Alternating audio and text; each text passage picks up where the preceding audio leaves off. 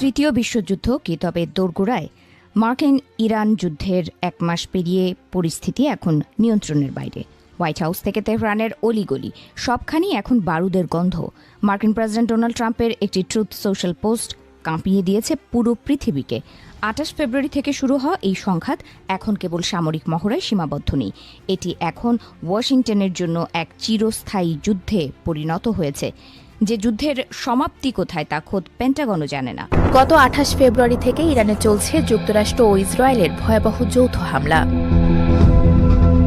হামলায় ধ্বংস হয়েছে ইরানের গুরুত্বপূর্ণ বিভিন্ন শহর ও সামরিক বেসামরিক স্থাপনা। 12,300-র বেশি লক্ষ্যবস্তুতে আঘাত এনেছে দেশ দুটি।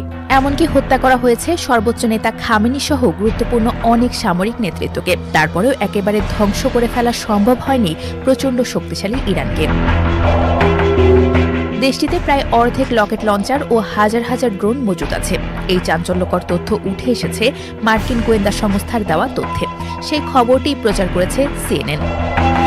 ইহুদিবাদীদের ঘায়েলে নতুন অস্ত্র নিয়েই কি যুদ্ধের মাঠে নেমে পড়েছে ইরান? যুক্তরাষ্ট্র কিংবা ইসরায়েলের সামরিক বহরে থাকা 100টি যুদ্ধবিমানকে টার্গেট করতে বিশেষ এক ধরনের সমরাস্ত্র যুদ্ধের ময়দানে মোতায়েন করেছে তেহরান, এমনটাই দাবি মার্কিনী সংবাদ মাধ্যমগুলোর। কিন্তু কি সেই অস্ত্র যা দিয়ে যুদ্ধের মাঠে উত্তাপ ছড়াচ্ছে ইরান? জানা গেছে যুক্তরাষ্ট্রের অন্তত 2টি অত্যাধুনিক যুদ্ধবিমানকে নিমিষেই ভূপাতিত করেছে ইরানের সামরিক বাহিনী, যাকে ঘিরে বেশ চিন্তিত মার্কিন প্রেসিডেন্ট ডোনাল্ড ট্রাম্প। মার্কিনী গোয়েন্দাদের দাবি, ইরানের মোট মিসাইলের ভান্ডারে এখনো 50% ক্ষেপণাস্ত্র মজুদ আছে।